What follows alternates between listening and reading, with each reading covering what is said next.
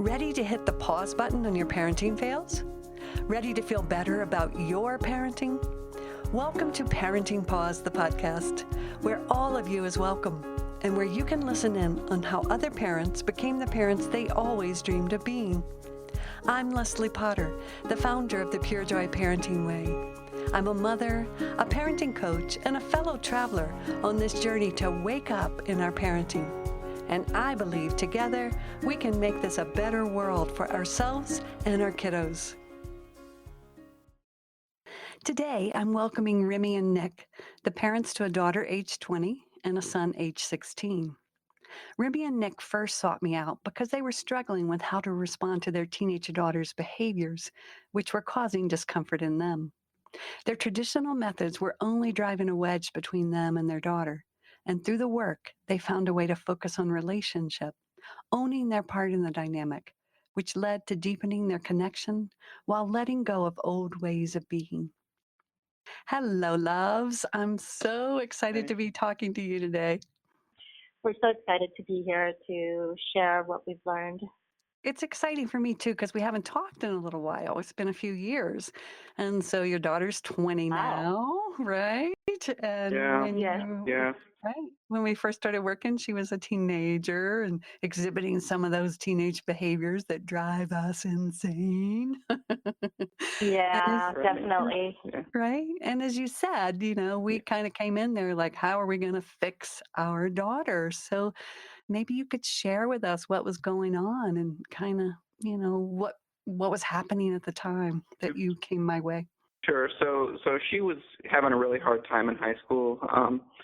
It was just one of those where the school didn't teach the way that she needed to learn. And so she was dealing with it by, getting involved with friends that were probably not the best influence on her. And, we brought her to counseling and we did all the things that people do. And she was still struggling. And it was funny because Remy and I kind of approached it differently. I mean, Remy had the usual mother-daughter conflict,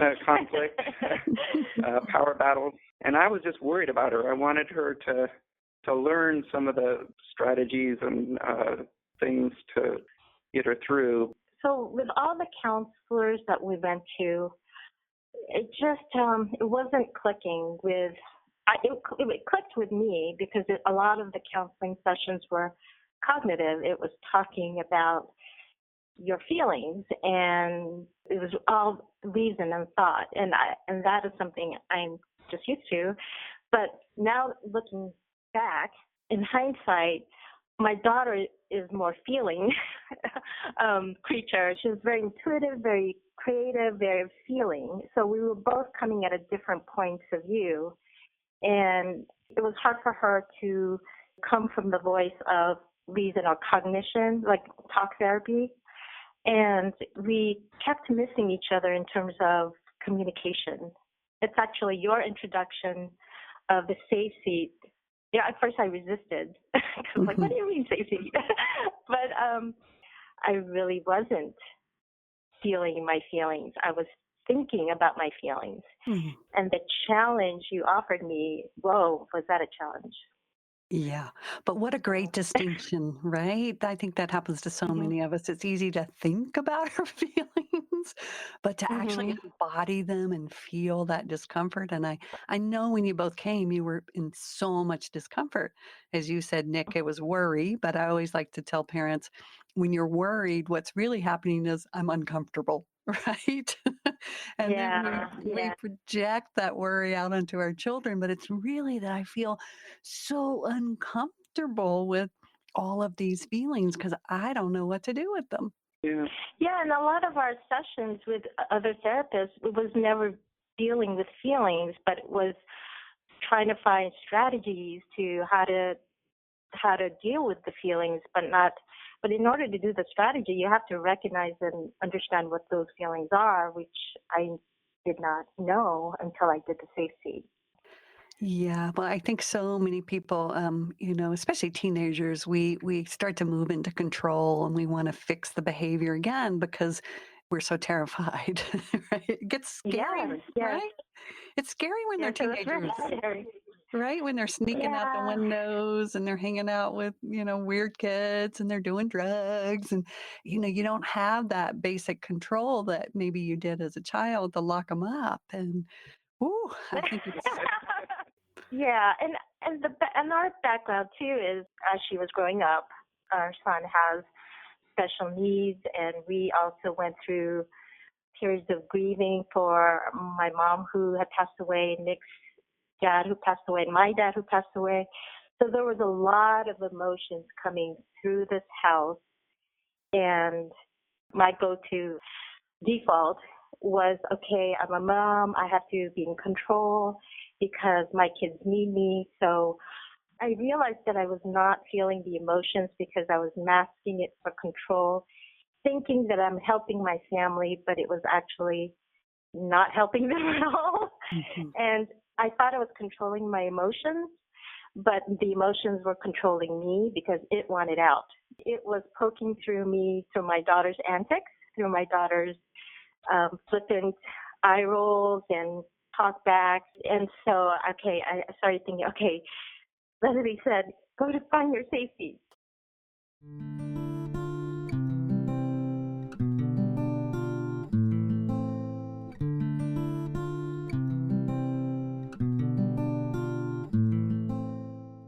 And so my safety is in my room, my bedroom.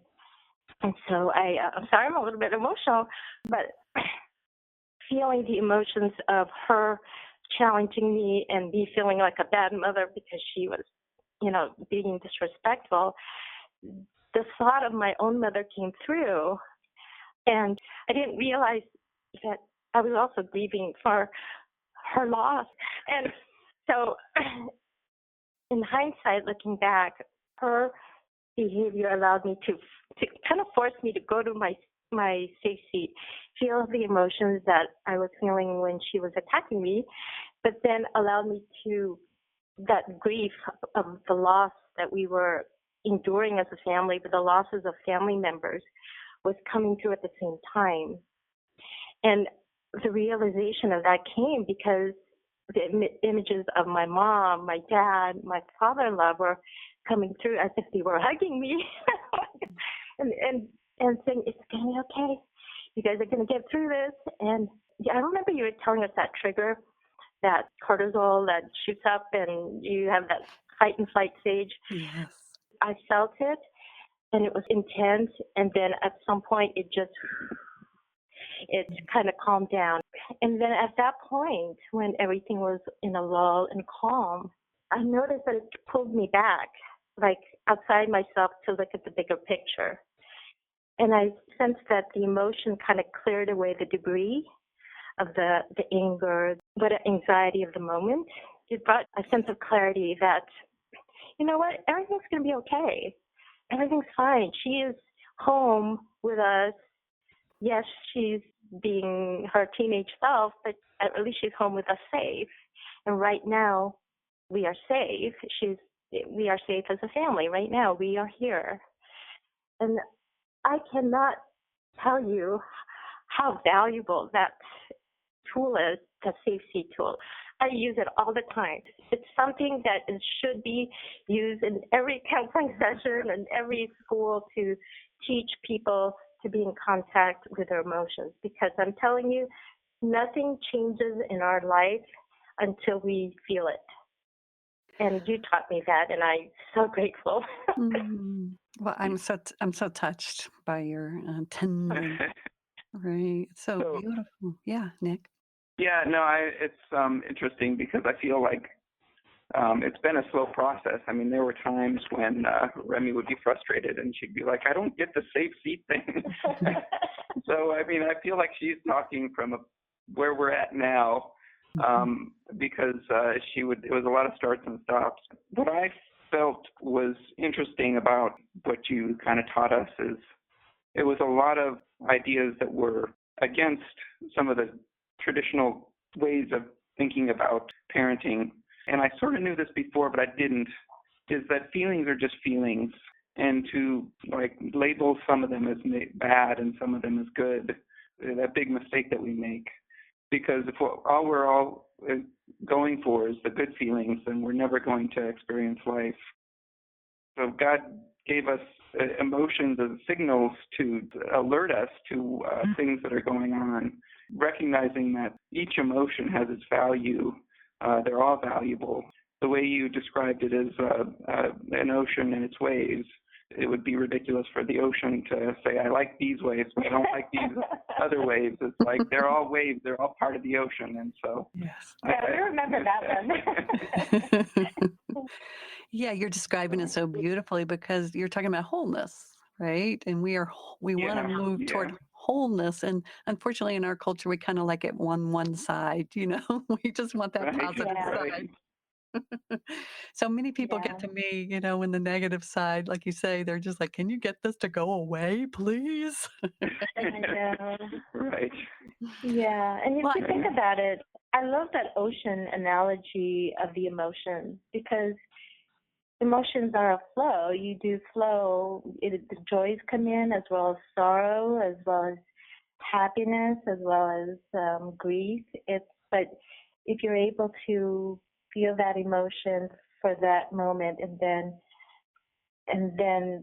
let it go, it'll keep you flowing, right? That term emotional flow, go with the flow. And that ocean metaphor is really perfect, I think.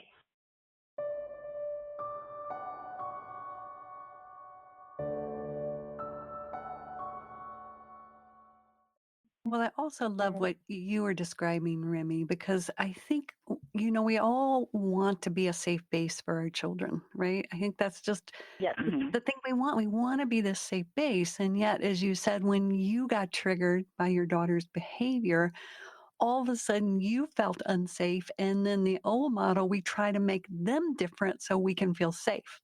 Right? But you described it so Yeah. beautifully. What you did was you went to your safe base and let yourself be held by your mama and daddy and Mm, the that's true. greater, by God, by whoever it is for you.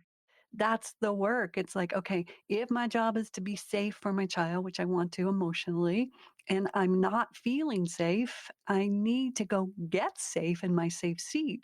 So, like you say, I can show back up in that present moment and know that my child is seeking safety. She's not trying to threaten me. She's not trying to, take me out. Mm-hmm. That's a big one to see, right? Yes, yes. It's funny where we are now.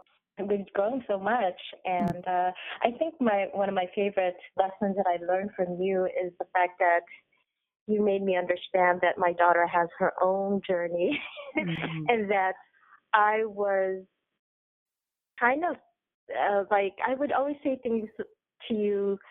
Well, I didn't treat my mom like that. Why is she treating me like that? It's like, why is she like?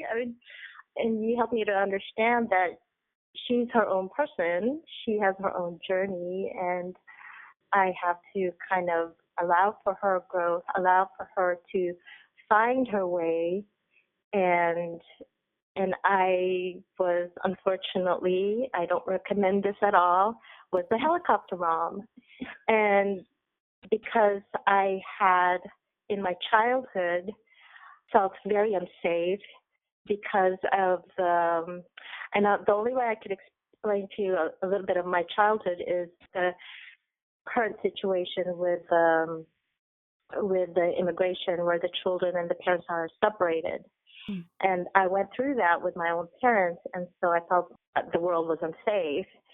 And so I grew up with that thought of how the world is. The world is unsafe. I have to protect my children. And then I realized, okay, you got to change your way of thinking, Remy, because this is not working. So I had to change that narrative, and that she is a soul in her own journey, and you have to trust that she will find her way. Well, even more than that, she was not being raised in the situation you were. See, that was the projection because you Yes. had been separated from your parents. Of course, you had that, but she was being raised by you and Nick, right? She was Yes. safe and nobody was pulling her away. So she was getting to act out all these feelings, right? Hmm. So Yeah. that's the beauty when we realize, oh, for a while I was parenting my daughter like she had grown up with my mother. And my friend looked at me one day and said, Yeah. you're her mother. She didn't have your mother. Quit parenting her that Yeah. way. Yeah. I don't know how I shifted. I think the way I was able to shift that is to shift that thought process was first going through my emotions because it really pulled me out of myself to look at the bigger picture. And once I understood the bigger picture, I started to understand it more and more because I was doing the safe seed. I don't know. It just brought clarity. That's what I think I'm trying to say is that when you do feel your emotions and I'm not acting on defensiveness, it allows me to see the bigger picture. What you're describing is you go inward instead of outward, right? Exactly. That's what I meant. Yeah. Yes. And that's hard to do Yeah. when you want to just lash out, right? You just want to give it Yeah. to the other person. But in the safe seat, we make that, personal discipline to pause and turn inward, right? Instead of lashing outward. So, Nick, I would love to hear because we don't have too many papas yet. We have a lot more mamas that come into Okay. this work. So, I would love to hear, what would you say to the dads? What would you want them to know? So I had other challenges than Remy. So when I said no to my daughter, she didn't really respect it because I didn't know how to set boundaries. So it was a real challenge for me figuring out the difference between taking ownership of things and setting boundaries, setting calm boundaries, and being able to say no in a calm way, even when she was ranting, and letting her go on her rants and not reacting to the rants and just saying, I know that you would like me to do this for you, but I'm not going to. And so that's been a challenge for me in all the areas of my life, not just with my daughter. And that really taught me a better way of approaching parenting and being able to deal with my own emotions, set boundaries, and not reacting to when she was coming back at me. I thought he did a great job in those stressful moments when my daughter's yelling, that he was able to be calm about it. And the challenge that I saw from my husband is that later on, I think he just kept it in. He didn't really, you didn't really express it as much. And then when we talked to Leslie, you tear up, but you didn't want to talk to her because you were tearing up. Well, that was my avoidance. That's a strategic avoidance, which I don't think is that healthy either, right? I learned how to try to stop avoiding things. That took some skills too. You're describing, a lot of this work is about practicing something that feels a bit counterinstinctual because your Yes. Right. right? Your avoidance strategies was your survival pattern, right? Right. And Yeah. so when I asked you, and I was like, well, Nick, how about you practice, setting your healthy personal boundary and telling your daughter what you will do instead of trying to bind her and make her, Right. do what you want. And Right. I remember it was quite challenging. I mean, you did take it on as a practice. Yeah. Yeah, there's a lot of challenges with raising. I mean, the challenge is not only raising our children, but also from society, because if your child is acting up, there's a condemnation towards the parents. Like, well, what's the parents doing about? I mean, Mm. and I think that's where my issue was too. Is I was worried about what other people thought or what would people say about me, about my daughter acting out. And then I just decided at this point, my daughter needed me more than what I thought about what other people thought of me. I had to build my self-esteem, and that came from low self-esteem on my end, because I was too worried about what society or other parents thought of me. And once I developed a sense of my self-esteem. No, I didn't need my daughter to be perfect to show people, oh, look what a great mom I am. She is just being herself and learning her growth, and I'm okay with her, failures and successes or whatever, because she's growing, and it isn't about me. It's her journey. I have my own journey. She has hers, and I was able to create a boundary, which I didn't have before. I was too enmeshed with hers.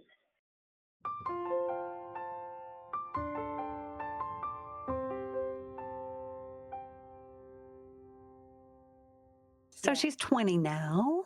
And Yeah. what does it look like today? She's still living at home? Yeah, she is. She's doing well. That's another avenue. Like our society has this whole thing. Oh, you go to college when you finish high school. Mm-hmm. She tried that. She tried community college for a year, and that was tough. She's doing a cosmetology. And she's having fun. She's enjoying it, and I'm liking it because she's putting makeup on me and doing my hair. And these are like the mother-daughter thing I've always wanted to share with her. And so I happen to be so impressed with her growth. And this is a continuous journey. It's not everything's always perfect. It's never about perfection. It's always being our personal best with each other. And there are ups and downs, and I know that. We all know that now. And we just remember to do our safe seat and to chill out. We still slip into our old patterns. Yeah, we do. And I admit that. Of course, because we're human. So I'm not going to pretend that everything's perfect, but it's sure we have the tools now. We absolutely have the tools, and Nick and I and our daughter feel more empowered because there's a sense of we have the tools to navigate through whatever comes our way. One last question on this podcast. How has this supported your relationship with each other? Because, again, this isn't just about parenting, as we know. Oh, that's true. It's the doorway. We've had a good relationship, but one of the things that I think going through this whole process, I never understood the core of why Remy did certain things. And it went back to that experience that she had when she was a child. And it wasn't until we were going through this practice and it finally clicked to me that, oh my gosh, that's everything, all the things that she does is kind of based on that experience that she had when she was a child. And had we never gone through this, I don't think that connection would have ever been made. And I have so much better of an understanding of her motivation for all the things, or many other things that she does, both that I love and that drive me crazy. Yeah. So I feel like it has definitely added a dimension to our relationship. Yeah, definitely. And my husband, he's just supportive, whatever, and he has always been there for the family. And it just adds this whole practice, just kind of helping me through it, because I feeling that those emotions were very intense, and if he wasn't there, I think I would have stopped doing the safety and say, well, it's too painful, I don't want to do it. But he insisted that no, that we have to go through this. Definitely. How beautiful. I am so touched by both of you and your story, and so exciting for me to check in after a couple of years. And I didn't realize it was a couple of years. I was like, what? Yeah, I think your daughter was maybe 16 or 17 when we started and worked a couple of years. And then thank you so much for being willing to come and share with us today. And it just touches my heart. Oh, well, thank you. You've done a lot for us, and I really am very grateful. So we've been talking a lot about the Safe Seed on this podcast. And if you would like to download a free copy, you can go to my website at purejoyparenting.com.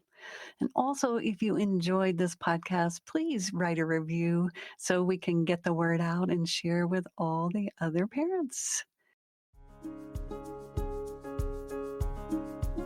Thank you, Nick and Remy, for being here today and sharing your incredible journey with us. Parenting Paused is produced by Kim Paletti at Sound Mind Productions. Music by Jan Perchik. You can find the show notes at www.purejoyparenting.com, where you'll get access to the foundational practice of Pure Joy, the safe seat, and find links to relevant topics, as well as a transcription of the show. And if this work inspires you and you would like to practice, come join us in my free Pure Joy Parenting Practice group. You'll find the link in the show notes. Thank you for being here today and listening to the Parenting Pause podcast, your partner and support in finding the joy in yourself and with your children. And remember, if you're about to scream, pause.